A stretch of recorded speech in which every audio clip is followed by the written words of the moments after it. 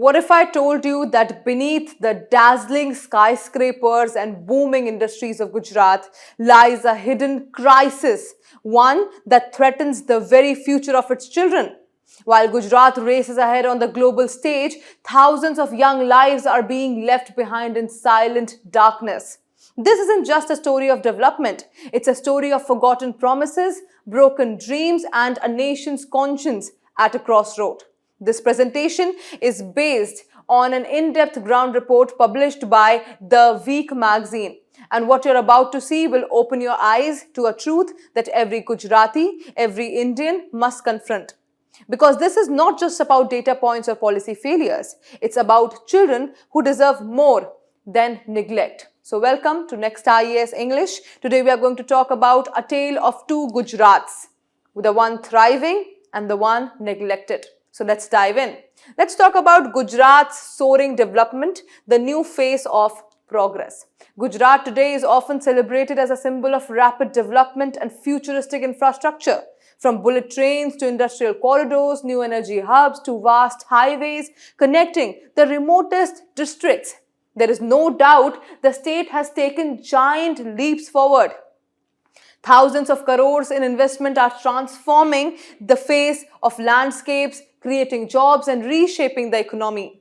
Every headline, every advertisement proudly proclaims Gujarat's unstoppable rise. But amid this glow of achievement lies a disturbing shadow, a truth that rarely makes it to the billboards. The same state that's racing towards tomorrow has forgotten to protect its foundation, its children. And in the race of GDP and global recognition, the ones who should matter most are being left behind. Let's talk about this invisible crisis, the Anganwadi centers in distress. Beneath Gujarat's skyscrapers and solar parks is a network that was designed to safeguard its children, the Anganwadi system. These centers are meant to be safe havens, offering nutrition, early education, healthcare, and maternal support. But instead of nurturing growth, many Anganwadis are crumbling. Look at these pictures, locked, broken, and altogether abandoned.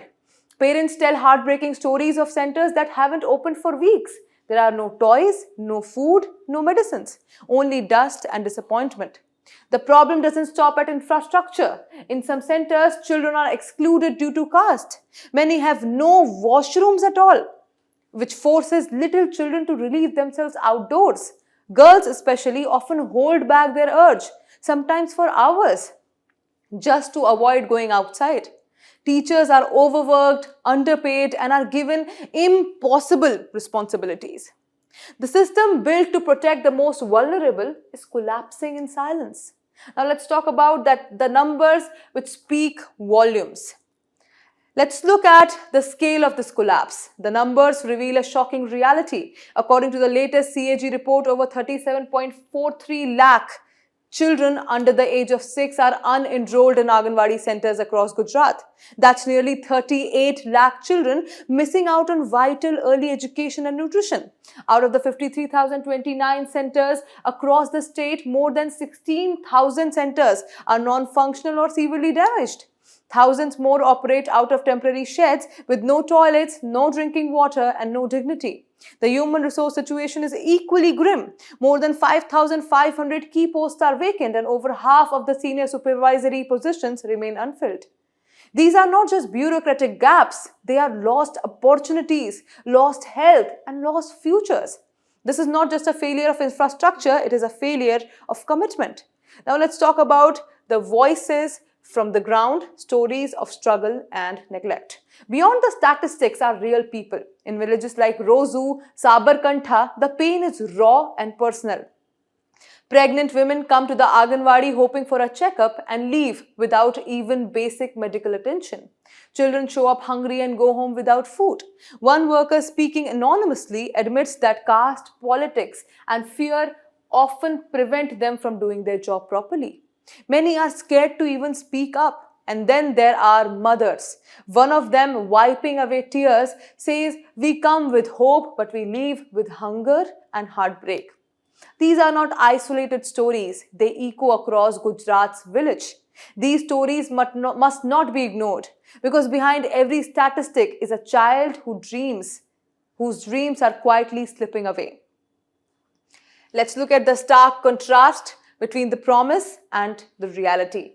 And here lies the painful contrast. While gleaming trains race across polished tracks with industrial towers over newly urbanized zones, thousands of children are waiting for food, for vaccines, for clean drinking water, for someone to just show up. Gujarat's success story is real, yes, but so is its silence on these issues. We must ask ourselves, what is the value of economic progress if it doesn't include the youngest, most vulnerable citizens? True development uplifts every individual, not just the top 1%, and any model of progress that leaves its children behind is neither sustainable nor ethical. Until we fix this, the Gujarat story will remain half-written. Now let's talk about that Gujarat is not only the one. Let us not make the mistake of thinking that it is only about one state. Gujarat is just the case study. Across India, there are states like Uttar Pradesh, Bihar, Odisha, Rajasthan, every other state. Anganwadi centers face the same fate. Broken buildings, missing staff, zero accountability, and children slipping through the cracks. This is not a state-specific failure. This is a national emergency. And it demands a nationwide response. When we ignore Anganwadis, we are not just failing government schemes, we are failing India's next generation. It's time we look beyond geography and politics and act for what is actually right. Now, let's talk about the call for action, how to bridge the gap. It's time to act now. We must raise our voice to demand the revival of Anganwadis across the country. This isn't just a governance issue, it's a moral issue. Every child deserves access to proper nutrition, healthcare, and early education. The solutions are clear. Invest in infrastructure, ensure regular staff training, monitor implementation transparently, and most importantly, eliminate caste-based discrimination from this essential system. The question is, do we have the will to make it happen? Because progress without compassion is a journey without a destination. Let's look at a vision for the future, which is inclusive, passionate, and strong, I hope.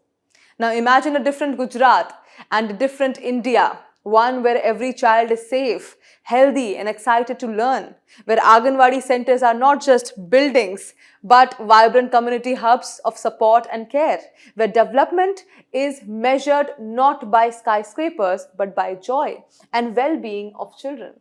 This is not just a dream, it's a responsibility. And if we act today, it can actually become reality. A nation's true strength lies not in its GDP, but in the lives of its chooses to uplift. Let's start with the youngest among us. Let's talk about the road ahead for Gujarat and for India is clear. Progress that leaves no child behind. Every industrial project, every high-speed train, every megawatt of power must be matched by our investments in our children's health and future. Because a country cannot call itself developed while its children are neglected. If this story moved you, don't scroll past it, share it, talk about it, demand action. Because when we protect our children, we protect our future. That's it for today. Thank you for watching. The future belongs to those who dare to care.